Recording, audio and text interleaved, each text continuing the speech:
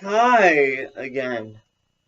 This is a book called Bone Chilling Ghost Stories by Jen Jones. Again, in my last video, I read part of this, the famous ghost part, and I said I would finish it. I did want you guys to see all or to hear all the horror, all the yes, it's only horror when you perceive it as horror. I mean, a lot of times ghosts are just kind of there doing their own business.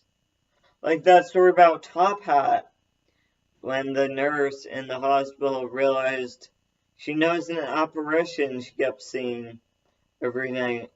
And then one night, he waited outside an old woman's room as she was about to pass. And once the woman died, her soul left her body. Well, she never saw the top hat guy again. So he was just waiting for his old wife to kick the bucket, join him on the other side. So I'm going to start again with, introduction. It says, are ghosts real? It's the $1,000,000 question. Do ghosts truly exist? Hundreds of legends and reported sightings seem to point to yes, but many people still doubt whether life really continues on the other side. Of course it does. From the sea to a cemetery to a farm, nowhere is safe from things that go bump in the night. Get ready to be totally scared. Because the thing is, a lot of people these days, they don't go out at night, so yeah, they have no exposure to this stuff. Family curses is the first section. The story is Robert the Doll. 4-year-old Robert Eugene Otto, known as Gene, was thrilled when his family's maid gave him a child-sized doll in 1904. Gene named the doll Robert. Robert kept Gene company in his hometown of Key West, Florida. They wore matching sailor suits. Gene insisted that the doll sit next to him at the table. Gene's parents often overheard him talking and fighting with Robert, using a different voice for the doll. Little kids and their imaginary friends. Really interesting. Because for some, like Johnny from Ed, Edd n Eddy, like his imaginary friend wasn't imaginary. I mean, maybe these kids just do hear voices. Like, I hear voices sometimes. Like, one a month. One every 6 months, if I'm lucky. I go into a meditative posture, usually lying on my bed, and some I heard my mom's voice say, "You have to eat a very special food." So back to the story. One night, Gene's dad was reading the newspaper and heard a terrifying cackle. "Gene, that's enough," he scolded. But when Gene's dad turned around, Gene wasn't in the room. It was only the doll sitting on the couch. Gene's dad thought he must have imagined what he'd heard. Pretty scary. And this stuff does happen. Show you the picture of the doll. It's right there. Robert the doll. Robert now lives in a museum because people know he's possessed.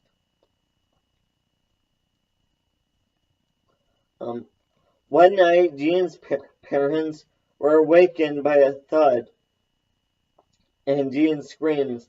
They rushed to his room and found a desk knocked over. Gene sat in the corner, shaking and pointing at Robert. "He did it," Gene said. Robert lay on the bed. The corners of his mouth were turned upward in a creepy smile.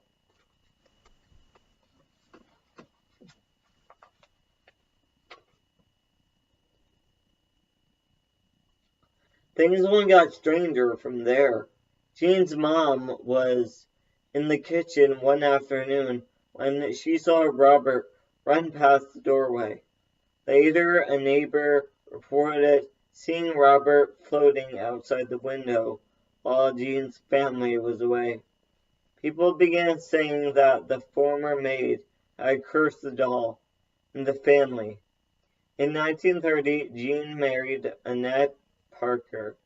They lived in New York City for several years before returning to the family home in Key West. They spent the next 40 years there. Robert stayed with them in his own room. Robert even went on trips with the couple. When Jean died in 1974, his wife placed Robert in the attic. She then sold the house. The home's next owners claimed that the doll terrorized their daughter. They quickly moved. The maid's curse not only outlived Jean, but also took on a life of its own. Today, Robert the doll is in a museum in Key West. Legend says museum visitors must ask the doll for permission to take its picture or risk being cursed forever. Right now in Lifespan and Human Development class, I'm learning about how kids have this sense of animism, I guess talking to their dolls, or where they have conversations with inanimate objects.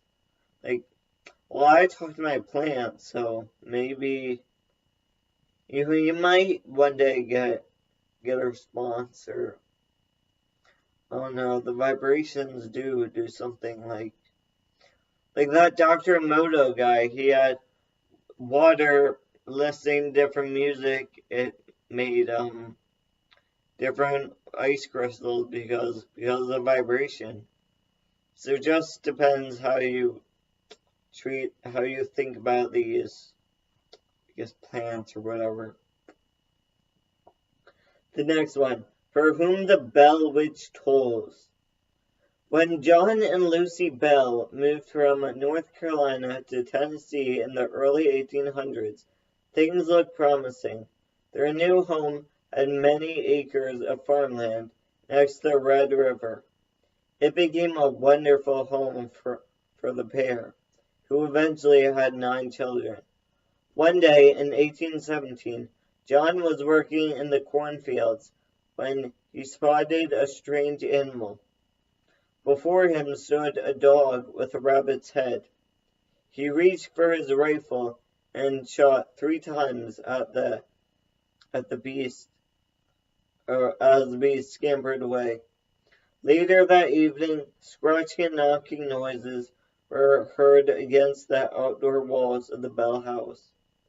The next night, the noises were heard inside the house.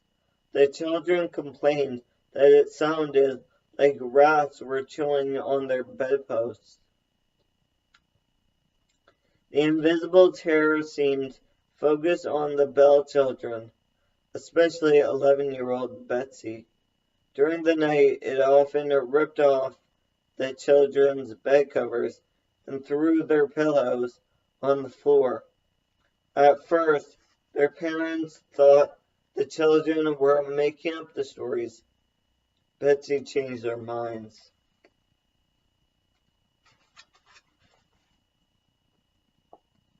Betsy ran screaming into the bedroom one evening. She insisted that the ghost had slapped her and pulled her hair.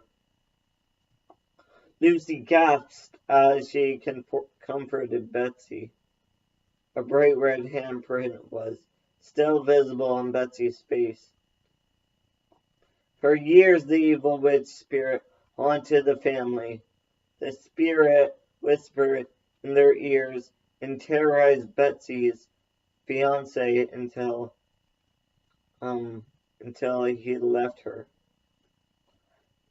The spirit's final revenge came in the form of John's death. John's family found a small container near his body with a mysterious liquid inside. When they fed some of it to their pet cat, it died almost instantly. It was clear that John had drank the potion and been poisoned. John Bell Jr. quickly threw the container into the fireplace. The container burst into a blinding blue flame and vanished up the chimney. No one knows why this evil spirit wanted revenge on the Bells, but it certainly achieved its goal. Today, the legend is the inspiration for several movies and books. Beware the Bell Witch. Yeah, I mean, there are tons of movies on this stuff. And some books. I know a lot of you people out there don't want to read books. You know, read books on tape.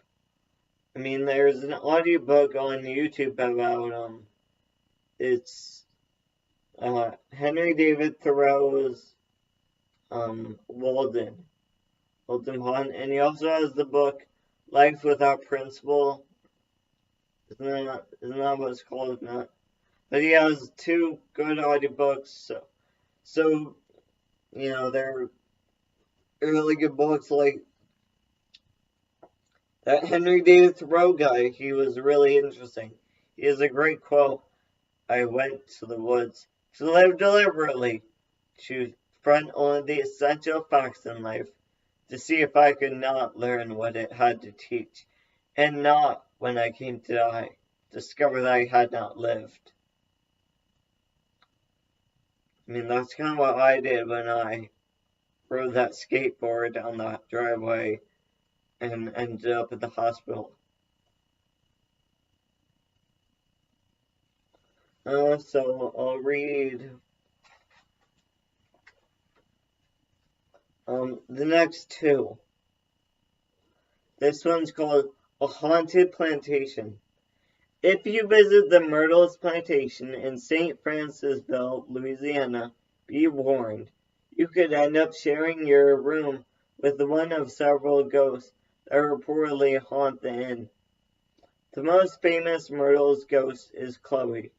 According to legend, Chloe worked as a slave for plantation owners, Clark and Sarah Woodruff, in the early 1800s. The story says that Clark caught Chloe spying on him one day. He had one of her ears cut off as punishment. From that day on, Chloe wore a green head wrap to hide her scar. Not long after the incident, the Woodruff's oldest daughter had a birthday.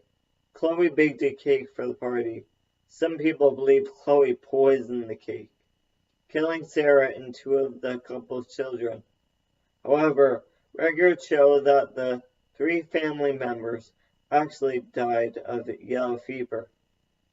No matter how the Woodruffs died, Chloe's fate was sealed.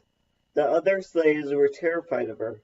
They hanged her from a tree and threw her baby into the Mississippi River.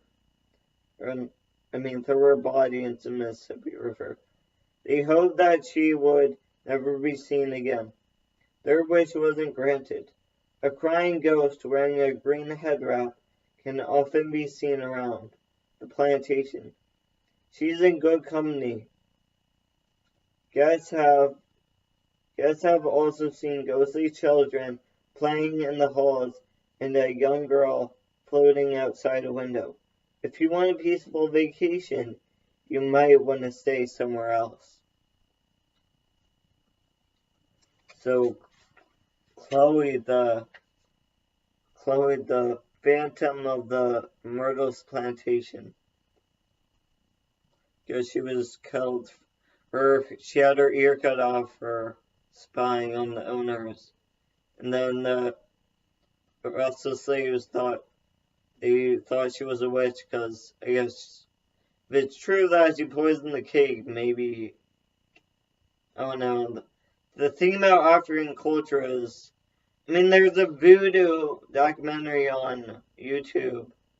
It's that easy. The stuff isn't that hard to find. Especially these days, it's all on YouTube. Just voodoo documentary. That's it. Okay. No, I'll actually stop it there, guys.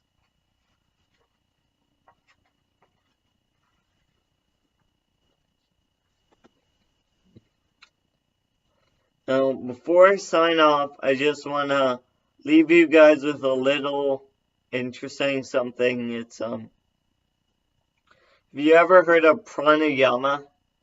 Pranayama, it's something I really like. I do it all the time. It's an important part of yoga. There are different types of pranayama, but well, there are two that I'll share with you right now.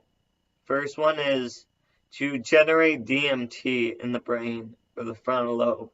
Because, right now I'm reading how when the prefrontal lobe fully develops, you should expect less, outbursts of uncontrollable laughter from babies. But no, when I do this pranayama, if I do it long enough, I reach the point of uncontrollable laughter. It's DMT. So, how it is, just in through the nose, out through the nose. In through the nose, out through the mouth. In through the mouth, out through the nose.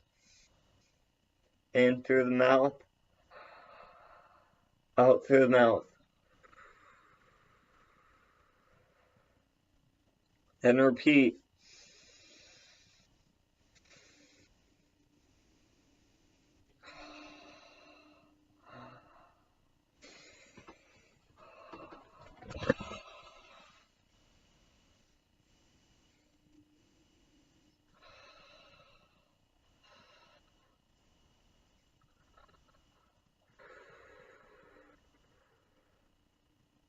And you can do that as many times as you want.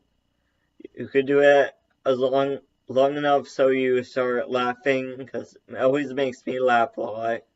Just, I don't know, I think something's funny. I don't know what, but they just laugh.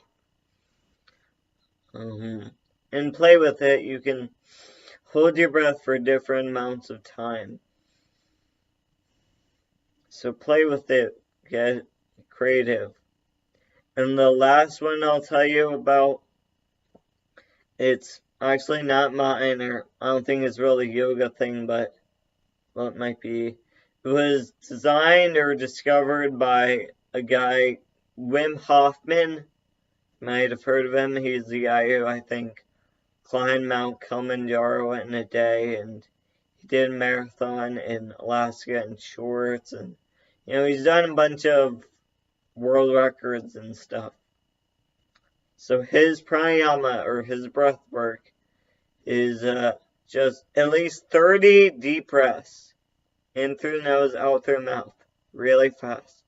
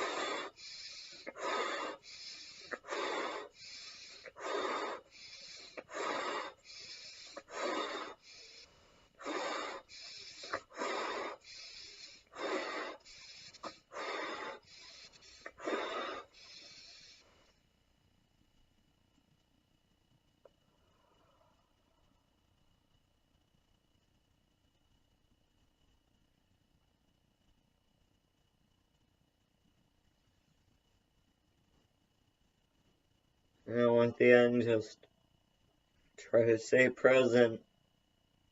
Take notice of what's happening to your body. Depends how long you do it. I did it for 42 there, but at least 30, that's the thing. You can do it for 30, you can do it for 31 breaths, you can do it for 35 breaths, 37 breaths, 40 breaths, 42, 45, 50, 60, 62.